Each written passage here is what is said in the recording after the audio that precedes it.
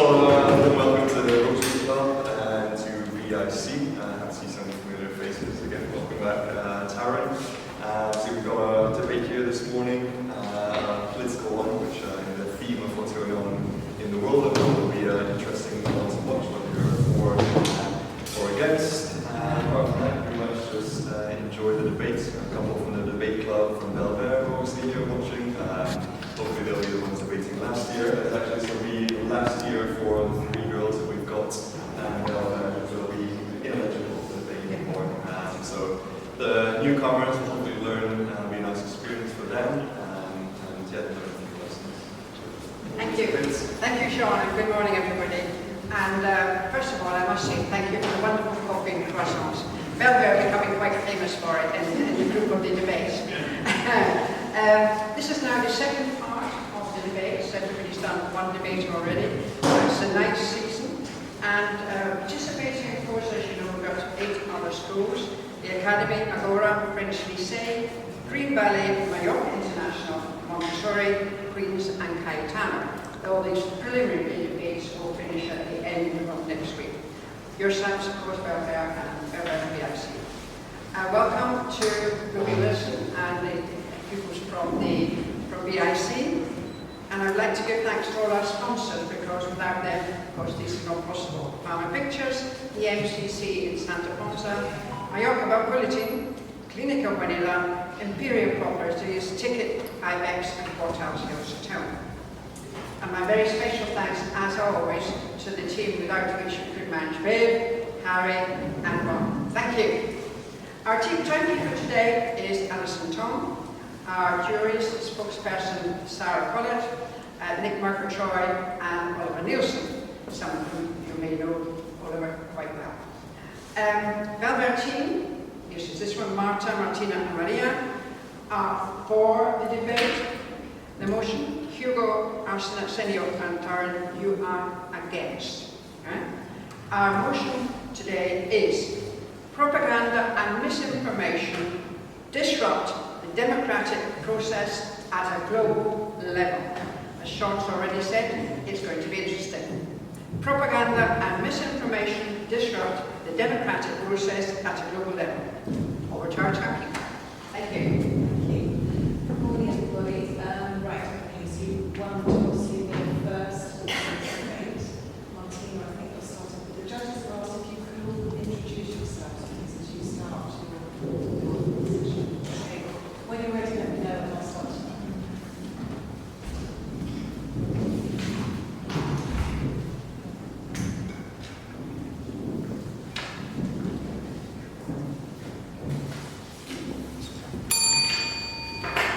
Good morning, judges, opposing team, and members of the audience. My name is Martina Moros, and today I will present to you why I believe that propaganda and misinformation disrupt the democratic processes on a global level. To start off, I would like to break down the notion.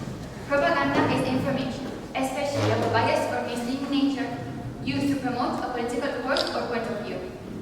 Misinformation is false or inaccurate information, especially which is deliberately intended to deceive.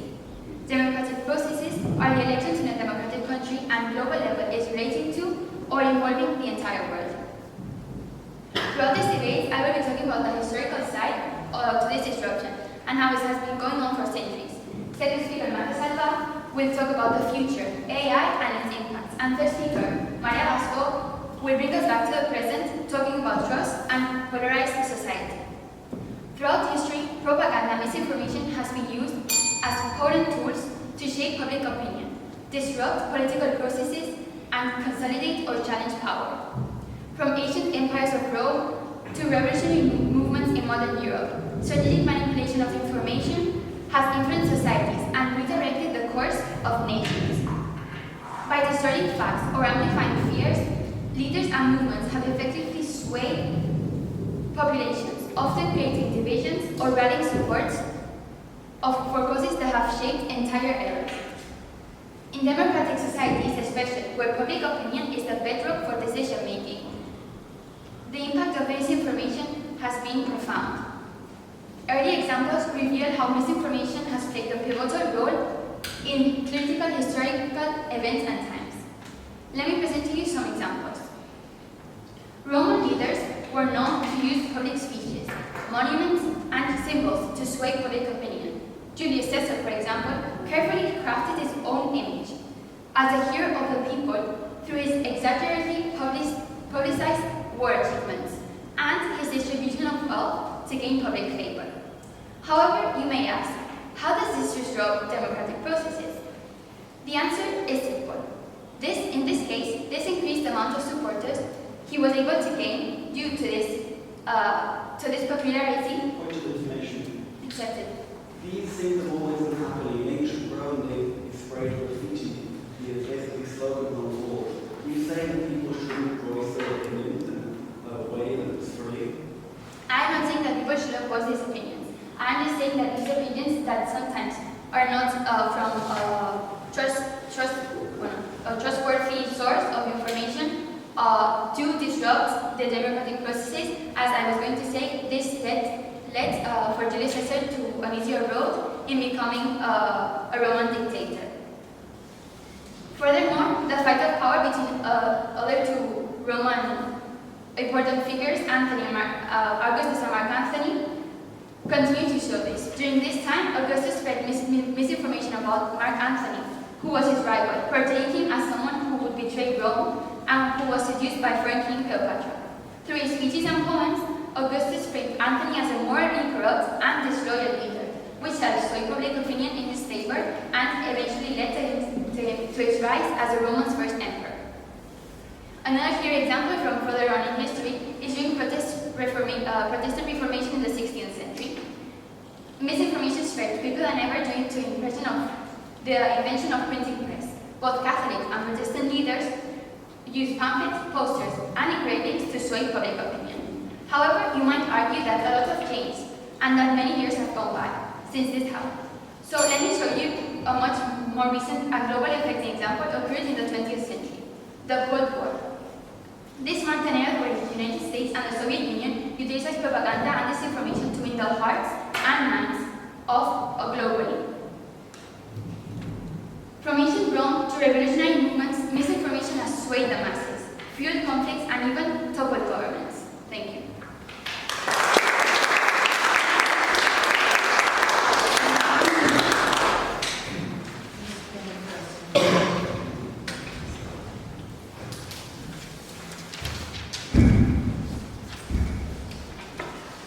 Good morning, judges.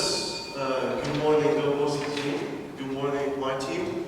I'm Arseny Babkin, and I'm going to be presenting the against point for why I agree with misinformation. While misinformation and propaganda can pose risks, controlling them and potentially banning them outright threatens the core democratic values of the speech and open discourse, not to mention how people still have freedom of choice to still choose what they have in the elections. In addition to that, in a democracy, people still have the right to vote for whatever they want. Freedom of voting. And that means they still have the freedom and the free will to vote for whatever candidate they have in the elections. Furthermore, since we all live in a democracy, we want to express our emotions, which is gifted to us in a democracy. In a 2022 Knight Foundation poll and Ipsos poll found that 91% of Americans believe protecting free speech is essential for a democracy. 77% of those agree that having offensive views, outright offensive views, strengthens democratic debate. This suggests that most people believe open discourse, including potentially misleading or unpopular opinions. Propaganda often what does is take away freedom of choice by pushing a narrative that's against what people want to voice. So how are you going to say that they can be balanced and believe in democracy? It's because people still have the free will to vote, because in a democracy you can say what you want. Another statistics is the notable public concern of controlling misinformation could potentially lead to overreach because of tech companies controlling and trying to prevent misinformation from spreading. According to Pew Research, 56% of Americans worry that tech companies restrict too much from this misinformation wars, indicating that, you want to say something? Okay. Indicating that a fear of regulation could make genuine democratic expression and lead to censorship. Freedom of speech is one of the building blocks for a perfect democracy, whereas we need to express our views. Imagine the dangers of censoring free speech. For example, in Europe, on the notable consequences, according to the report by the Foreign Affairs, recent efforts to curb online misinformation and hate speech led to even more control of online and free speech. For instance, European policies intended to protect democracy by limiting manipulative content in elections have inadvertently restricted personal freedom, sparking concerns over the government taking more control of free speech. Additionally, evidence suggests that when freedom of speech is restricted, people can lose faith in democratic institutions. In countries where laws target misinformation or so-called manipulative content, citizens have often perceived these measures as a tool for the government to maintain control over the narrative. For example, in Turkey, restrictive media laws aimed at curbing misinformation, well, disinformation, which is, content can often receive restrictive media laws aimed at curbing disinformation have led to a declining trust in the government and its institutions. Citizens have a feeling that they are subject to propaganda and one-sided narratives because of this ban. The things that you're referring to are disinformation, not misinformation, which misinformation does have malicious intent, whereas disinformation doesn't. So, how are you pushing that disinformation is the problem instead of misinformation? This is because in Turkey, what they're saying there is that because in Turkey, it's an authoritarian government, right? Basically, that means that they're trying to pretend that it's just disinformation, that it's all fake, even though it's clearly misinformation and propaganda from the government. You can clearly see that outright regulating free speech can cause misinformation and even propaganda. If free speech is banned/regulated, furthermore, the presence of misinformation does highlight challenges. However, history shows that even perfect democracies have still strived and managed to overcome these challenges without even compromising the essential freedoms of freedom of speech. Right, thank you.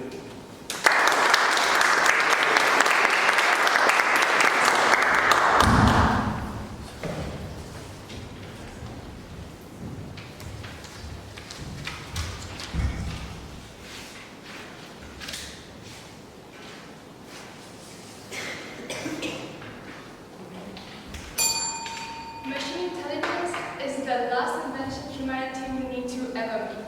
Good morning, ladies and gentlemen. My name is Marta Salva, and today I will argue for the motion propaganda and misinformation disrupt the democratic process at a global level.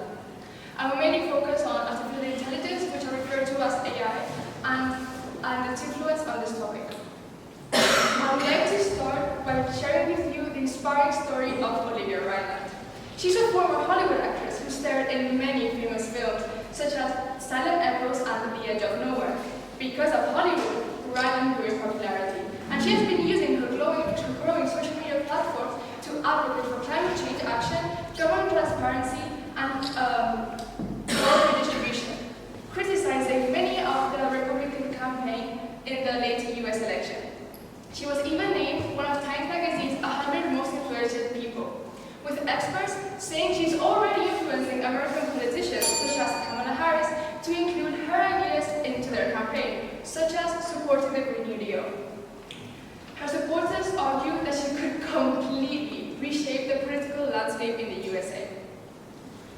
Now that you know more about Olivia Ryland, I would love to introduce you to the real Olivia Ryland. Olivia Ryland is not a real person. She hasn't done any of those things and never will, because she is a product of AI. AI created this whole new person in under 5 minutes, and all I had to do was tweak it for it to be coherent. This shows how easy it is to create misinformation and to spread it. And the spreading part is our fault. our laziness. Point of information. Accepted. If someone really believed that that they read a Times Magazine article, this is one of the 100 most influential people, couldn't they just do a quick Google search and find out that magazine article never existed and neither did she? That's my next point. Thank you for addressing this. We are too lazy. We don't double check every fact we receive online, do we? Let me ask you, you as an audience, would you have gone and checked if Oliver Ryland's story was true? I can assure you that if I was in your position, I would have trusted myself. I wouldn't have gone and searched it up. And this brings a lot of consequences, such as with this image. At a quick glance, this image, you can see a young girl with her puppy. And, it looks like a heartbreaking image of a young girl with her puppy. But if you look closely, you can clearly see this image is AI generated. This image started circulating online after Hurricane Helene hit the US. This image prompted many emotional responses from many users, especially many Republicans who were eager to criticize the Biden administration disaster response. This was right before the US election candidacy started. Experts say that these images are a way of spreading false narratives or partial narratives with facts often being irrelevant. Studies around the world show that 2024 would be the first election year to feature the widespread influence of AI before, during, and after voters cast their ballots. Point of information. Accepted. People believed that image was real because it could have been real. No one's saying, oh right, that image is fake and there must have been no girl who was sounded like a puppy being hurt. There probably was, and that's why that image was so striking, because it probably did happen, but no one photographed it. We're not arguing that it didn't happen. We are arguing that the fact that this image spread so widely across Twitter, which is very in favor of Republicans, may have changed, did change many people's opinion because they criticized Biden's response to Hurricane Helene without informing themselves, which that is what makes it bad. Addressing the point of information Speaker Tarun did to Speaker Martina, we are not debating that people should not voice their opinions. We're just reinforcing that these opinions are based on misinformation. And to one of the points from Speaker 1, Speaker 1 said that people have the right to vote whatever they believe. And we do agree with that. But those votes are heavily influenced by propaganda. Now, you have seen how easy it is to make people believe bias, propaganda, and misinformation, and how easily it is spread. After listening to this, I would like to ask you, do you think propaganda doesn't affect?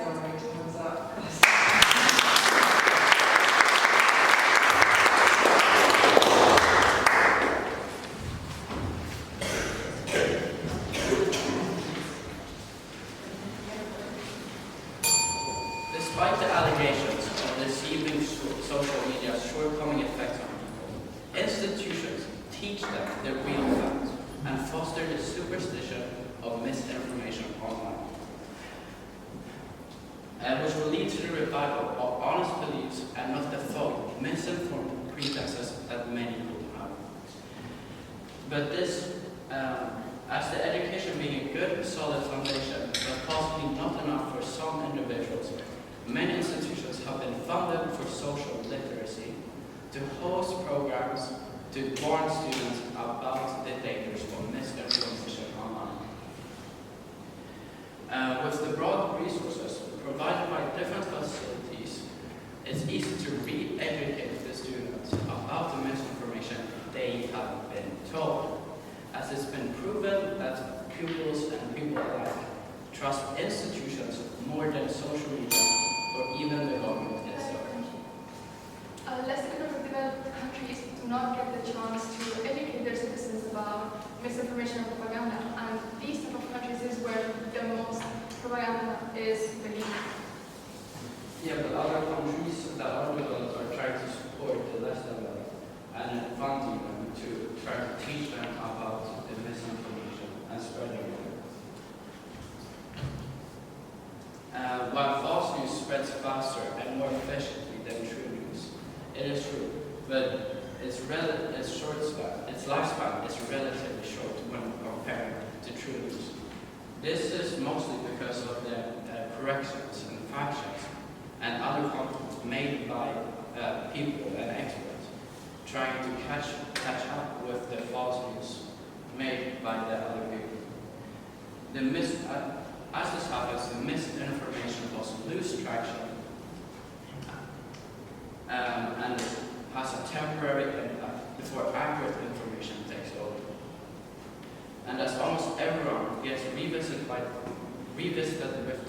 the redeeming topic with the truth instead of inaccuracies, it strives the revival of people's honest beliefs.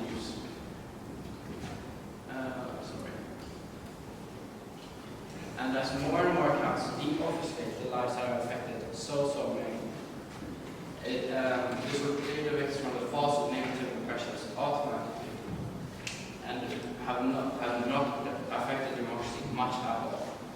To eliminate the prevalence of misinformation online, many social media platforms such as Twitter and many Twitter's Facebook and Instagram, they are innovating and integrating new advanced moderation techniques, which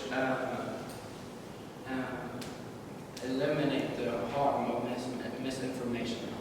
You said Twitter has incorporated techniques to censor. However, X, that we know now, has decreased the censorship to such a level that there has been more debate. So isn't that in contrary of what you say? Well, I had my sources from, I think it was IPOS, which is an American foundation, and basically the owner of Twitter, where Elon Musk has said that they have provided more funding for moderation on Twitter.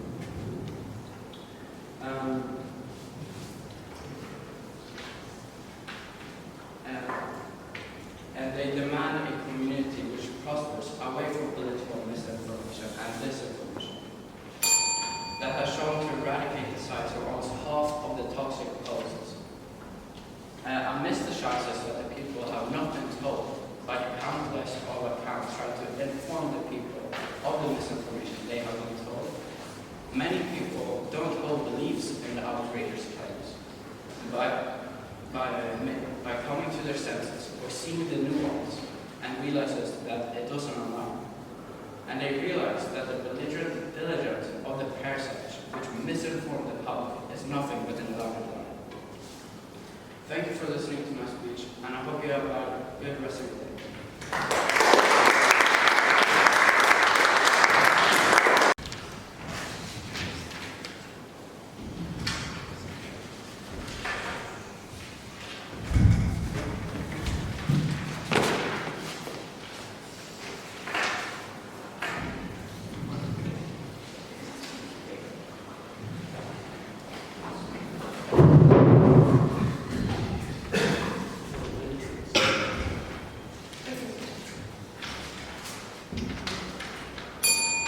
Imagine democracy as a delicate bridge built of trust, truth, and unity, connecting diverse communities. But misinformation and propaganda act like termites, weakening the structure. Though silent at first, this bridge collapses under the weight of distrust, division, and confusion. Today, we stand on a dangerously compromised bridge. Good morning, fellow judges. My name is Maria Gasco, and I'm going to debate firmly against the motion that propaganda and misinformation disrupt the democratic process. These forces operate in the here and now, weakening our trust in institutions and driving citizens further apart. For example, democracy relies on trust. Trust in government, trust in media, trust in elections, and in the very idea that society can be governed fairly. Yet misinformation erodes the trust, turning citizens against institutions essential for effective governance. A study found that trust in government and social media is at a record low, with less than 40% of people trusting their governments to do what's right. And this erosion is not severely undermining public faith in elections and democracy. One example is the 2020 election, where Biden won. However, over 70% of Republicans were questioning the legitimacy of Biden. This was not only an attack. You trade this graph, you show a sudden spike in support from minority groups. Don't you think that, as this graph shows, it is actually flattened out after Democrats got an initial boost with Obama? That increase was actually because of the implementation of the AR, which gave more access to new voices. This was not due to propaganda or anything, it was more access, which is something that fights against propaganda and misinformation. So in this example that we're talking about, over 70% of people thought that Biden's election was illegitimately, therefore, taking the trust in this democratic election and in democracy itself. Democracy also relies on constructive debate and compromise, but misinformation disrupts this process by spreading exaggerated and dismissive narratives that make common ground harder to be found. As Speaker Marta already delved into this point, amplified by social media, they prioritize engagement. And this engagement fuels misinformative facts to travel further. And this fuels outrage and fear, fueling division. This environment divides society, transforming social media into a battleground rather than a space for discussion, making democratic unity increasingly difficult. For the polarization in the US is striking. Political identity has become a divisive factor in personal relationships, with a survey showing that 80% of Republicans and Democrats found each other as a threat to democracy.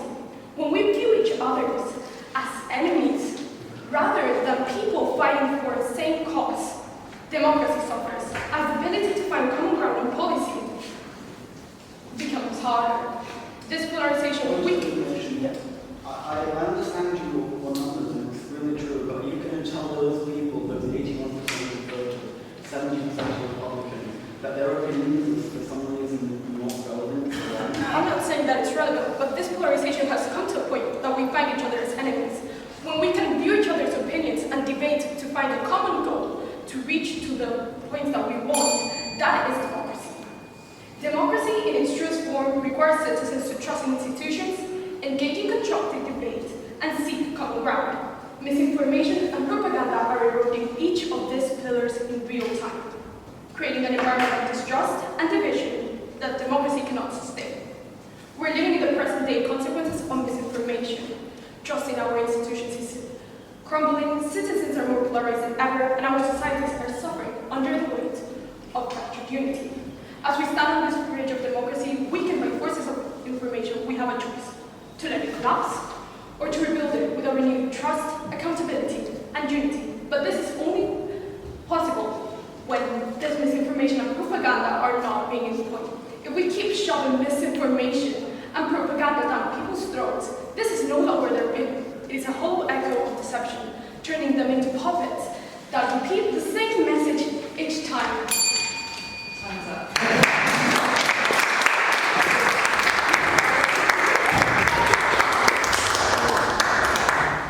Good morning, judges. My first point is that truths are inherently subjective. The great astrophysicist and educator Neil deGrasse Tyson laid out three types of truth. First, objective truth. These are simple facts that can be tested by anyone, from black holes to the color of the sky. Then there's personal truth. Belief that you hold dear on a personal level, like religion, favorite colors, or the abstract concepts like the sky that represents some sort of shared human experience.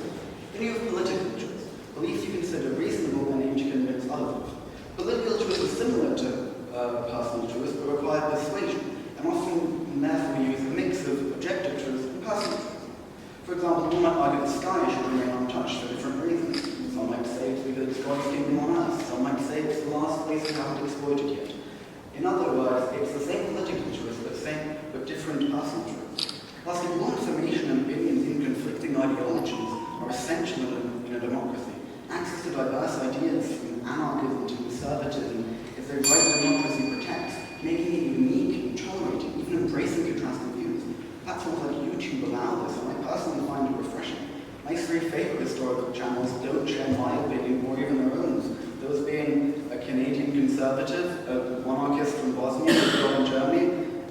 anarcho-socialist from Australia. I find this different opinion refreshing. Now I will come to the point, who has the right to free speech and opinion? Government, the police, or everyone themselves? And no, audience, this isn't just a point of my question, it's what I really want you to think about. It's hard, if not impossible, isn't it? That's because there isn't a right answer.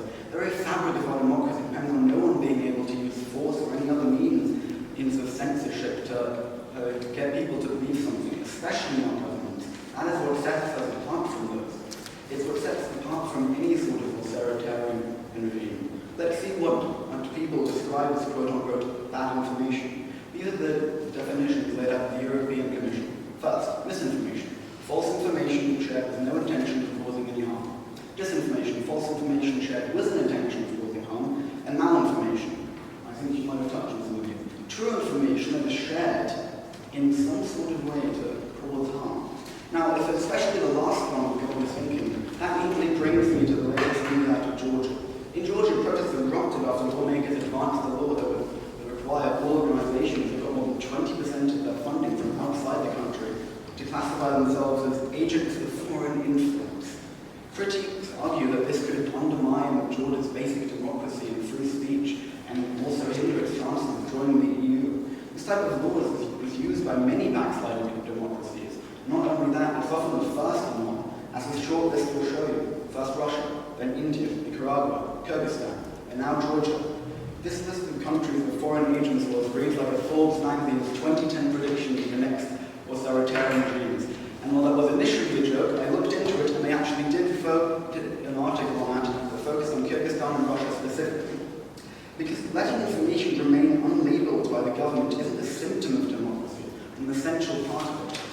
To the points that they have addressed, you yourself said propaganda and false and quote-unquote misinformation has been prevalent since the times of Rome and ancient Greece.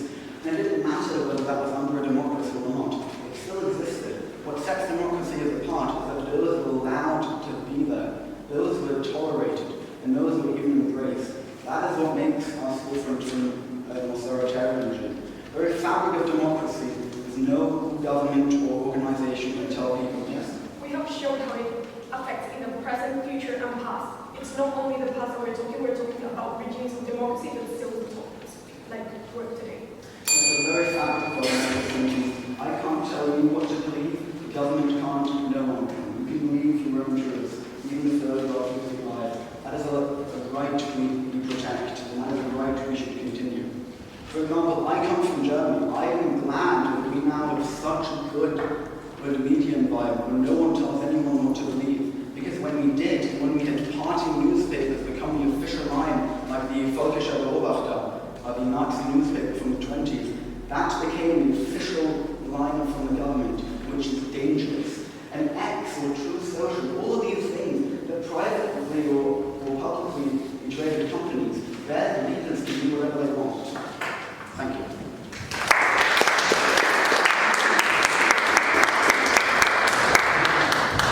We have 2 minutes to before you sum up.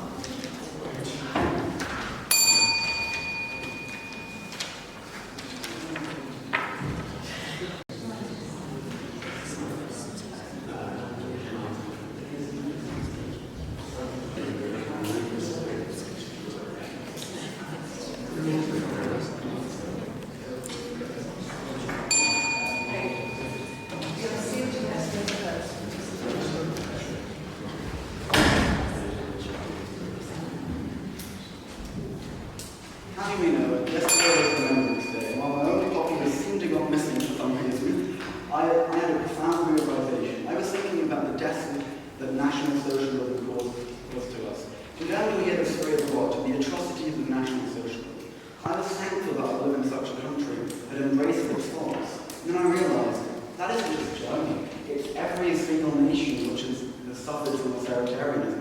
Whether it be Italy, whether it be Austria, every single democracy on the world does this. They won't tell you what to believe. They'll say, I think this is a good source to trust. This is as well. This maybe isn't. But at the end of the day, it will not force you to believe or trust anyone. That is not a flaw or symptom of democracy. It is the very essence of democracy. not telling anyone who they should vote or who they should believe, but trying to make information good, accessible, but not pushing down anyone's throat. Thank you.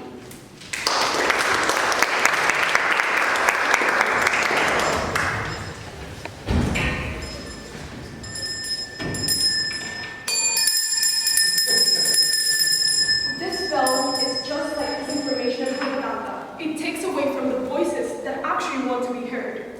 For example, let's first address the point of the other two. First, we were taught that Twitter has actually been censoring and moderating. However, this has been the opposite. It has been disrupting. Because, as we all know, our little friend Elon Musk is a very big supporter of Trump. And therefore, ideologies that attack Democrats have been thriving on Twitter and therefore disrupting the election debate too. Another point that I want to talk about is that the team has addressed propaganda that can be beneficial. But there's also the negative propaganda that silences voices. For example, the ones of Russia that they would use propaganda to send people to war, and therefore impacting their opinions. They were not expressing their own opinions, but an opinion of somebody else. And this is what happens when propaganda is disrupting our debates. Then another point about education, that education will prevent us from knowing that what is propaganda or not. But the thing is that we're talking about disrupt. It's about the present. And we still don't see an education that will limit the impact that propaganda can have on us. We live in a present. And this is not a problem of the past or a worry of the future. It is now happening, eroding our trust in our government and in elections. Thank you.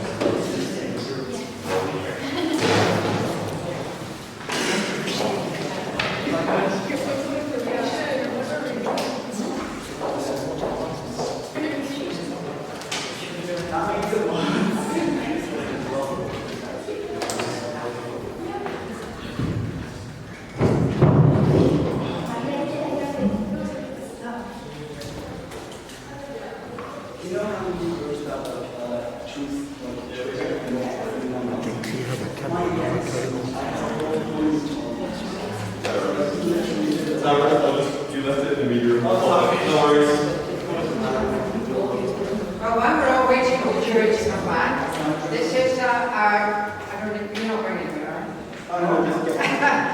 just between ourselves here and yourselves, but this is the time when the jury are away, and you can actually say what you think about this subject, this motion today. For example, Tara, you were very clear on what you were saying. Do you actually believe that what you were debating? Or was it a subject you drew? Well, initially I was very for the motion, but then I had an epiphany on what to differentiate a democracy and authoritarianism. And I realized that no government should ever try and say this is right, this is wrong, this is right, this is wrong. As I said, democracy is go down that path and it's earned to be. So I kind of shifted my position from being for to kind of being the liberal for. Which sometimes happens in these debates. Yeah. We've heard that before, haven't we, Sean, in the last debate. Ladies, what do you think? You were very glad that you won the toss this time. So were you really debating for your subject? Did you believe 100% in it? I had the same thing as Soren, that at the beginning I believed for because I was like with a very surface level idea. And then when I started going into the debate, I was like, against actually makes sense and everything. But I was like very happy that we got, because this was, like they already got one coin flip, but this one was my first one, so I was like very happy. And I had actually chosen it. So. Now, why don't you keep it? I know you're enjoying your croissants at the moment, but who would like to give an opinion? That there gives you take part as well. Sean, maybe you can tell me that. Yeah, For example, let at me the know, back, yeah. at the back, what do you think of this debate? And the subject matter, what's your opinion? I thought it was very good. I think debating for the motion is easier, I would say. Not because it's easier, but I think there's more points for it. And I think a lot of people agree that they are for the motion, or at least we all know that it does disrupt. What was the motion? Democracy. Yeah, it does disrupt. And what about yourselves? Well, there were much more points about, okay, for, although as it was more hard to find the points for or against. But after hearing the speeches, I think there is much more information about against than there was when I was researching. But Have they convinced your opinion? no, I think I'm still for the motion because of as it affects so much democratic processes. What about yourself? I have to say, really like our team, that definitely affects our opinion so it affects our opinions with the government and so yeah, I have to say. To go more on to the political thing, I mean, we had big elections the other day in America. Like elections that are going to affect all of us worldwide. What do you think in terms of this debate? Who won that? Who won the propaganda and the information or misinformation debate in those elections? Which, of course, there was propaganda and information, good or bad, going out for months on end. But do you think it really affected the way any of these people voted? You're not in there yet. I think the Republicans already have their mindset on Trump, and just as the Democrats, I don't think that the news that was shared lately or just before the elections actually changed anyone's mind. I don't think so. So you think it wasn't particularly relevant in the recent American elections? No, I see somebody nodding here. What do you think? Yeah, I feel like at least for Republicans, Get a little bit louder.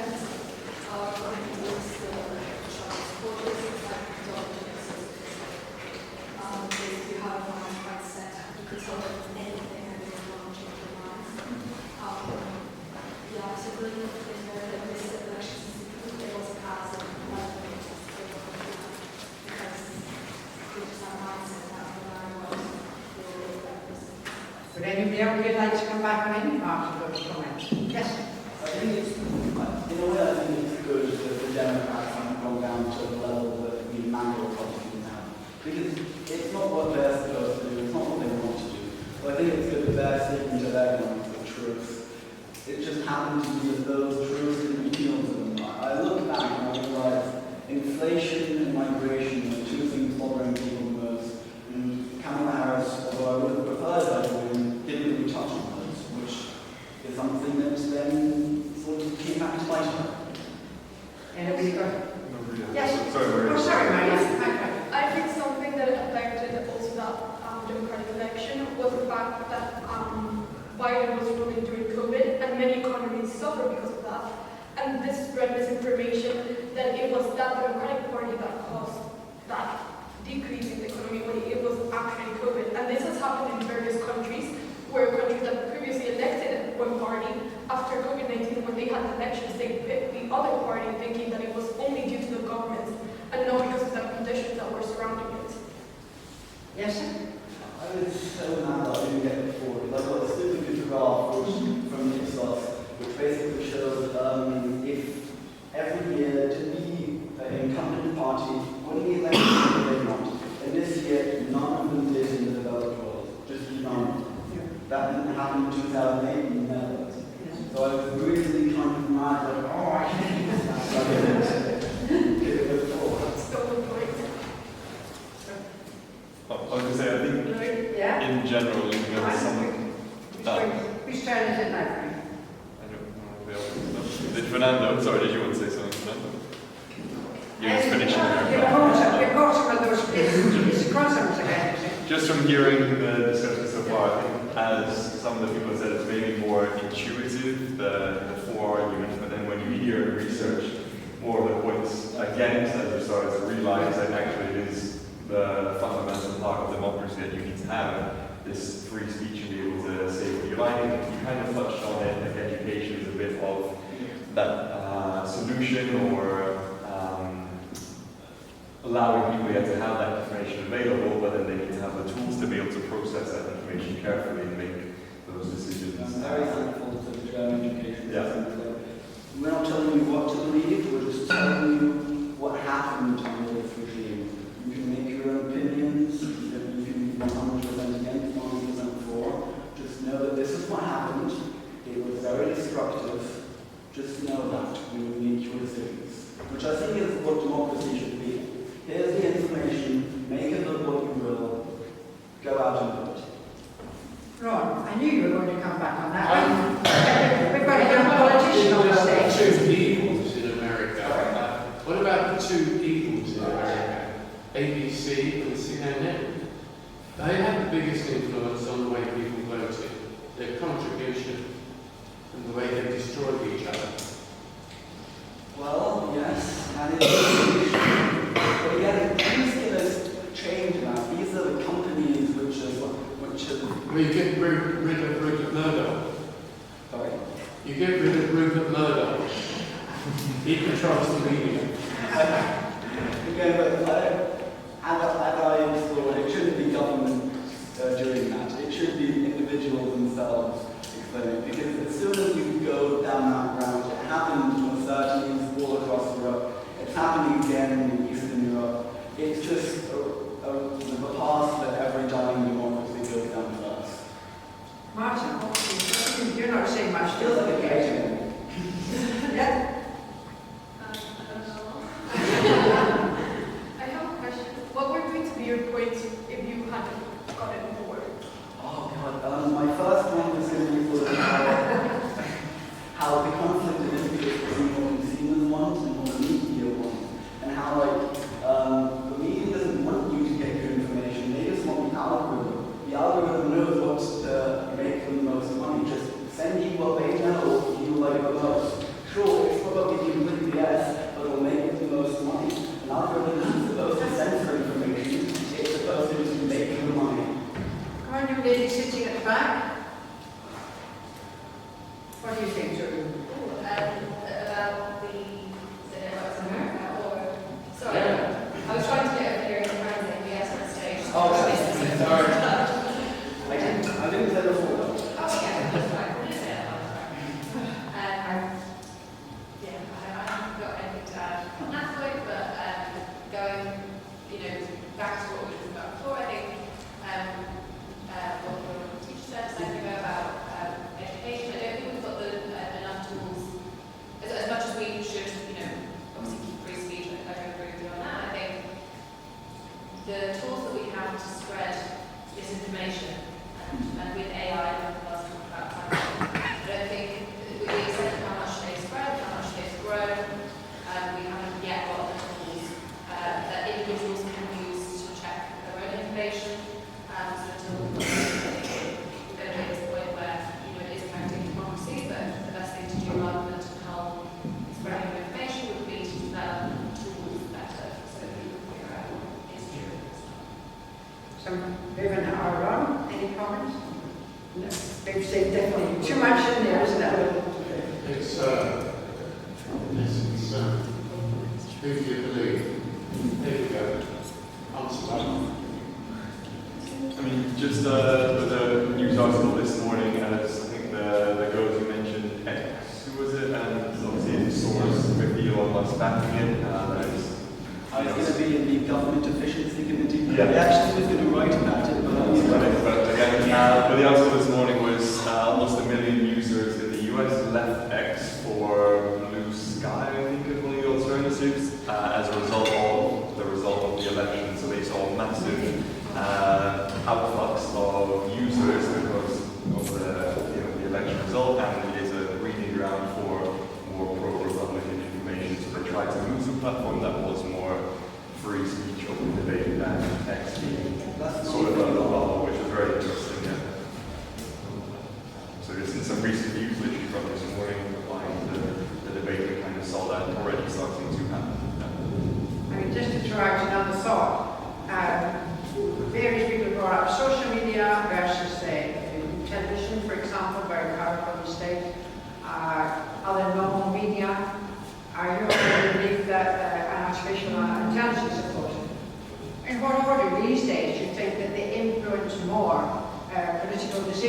in terms of propaganda, information or misinformation? Is it social media leading the way, or indeed, as Ron says, it could be the television channels? I think it's social media because it's one of the easiest ways to spread information and it's available worldwide, not only in your country. So if you post something on social media, you can get to the other part of the world and that person can support you. So that person sends it to other people, so it keeps going and growing. And it's just, people just don't stop and check if it's true, which is one of the main issues. And not checking is what derives people thinking things that aren't true about, for example, a person or an event, which is negative. And then in the American elections, of course, it was totally concentrated on one population. Many of them have a very low level of education. Do you think that makes any difference? Yes. Because, for example, if you see a chart of the American education and CIE index, you can see that the states which have a higher education were more inclined towards being Democrats, or the states that had lower indexes, they were more towards Republicans.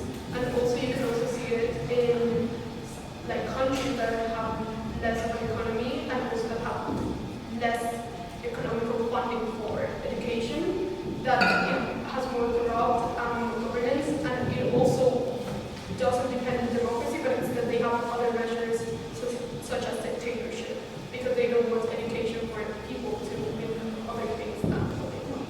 We've already had a lot of debate, you know. We really do realize that. Anyway, thanks very much to everybody, and now to the important part of the day. This is the jury. Yes. Right. Thank you very much to Bellver for welcoming us very nicely, and to all of you for doing so well.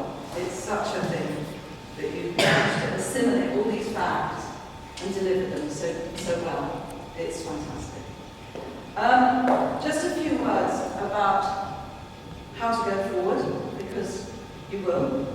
And I just wanted to say, how do you actually engage your audience? This is one of the things you've really got to think about. The first thing I would say there is don't go too fast. If you go too fast, you don't engage your audience, because we don't know that much about what you're talking about. And so if you fire off a load of facts, we're like, ooh, ooh, that's too much too much. So I think you have to sort of really narrow down the facts that you really think are super important to your arguments, and make sure that you deliver them really well with a pause occasionally. A tiny pause is not a bad thing. So I think if you can do that a little bit more, some of you go a little bit too fast, and then because we don't get all the facts in our heads, it becomes a little bit disjointed for us to judge. But on the whole, we thought the standard was fantastic, and we loved, some of the props were fantastic. Well done, Bellver, for amazing props, really good. And some of the phrases that you used, I really liked democracy relies on trust, for example. That was so nice, and if it's left sort of hanging for a moment, it really sort of drives home all the argument. Having said all that, as judges, we really felt that it was a very tough call to be BIC, because it was quite a difficult thing to argue. So you did extremely well. So I think we've got here. Okay, do you give these out? I'm sure you give out the final. On you go, you're doing a great job. I'm just saying here. So, I'd like to award, first of all, the best debater. Wrong.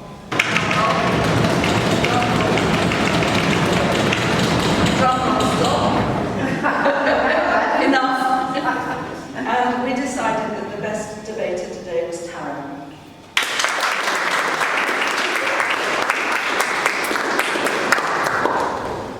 Thank you, Taryn.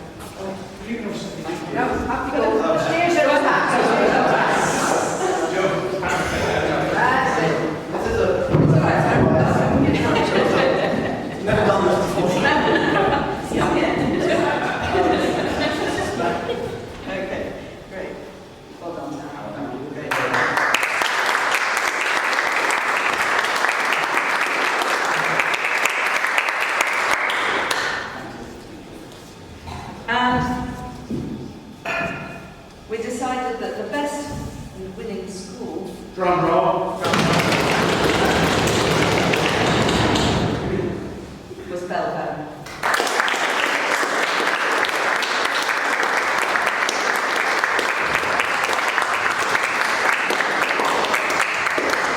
Sean.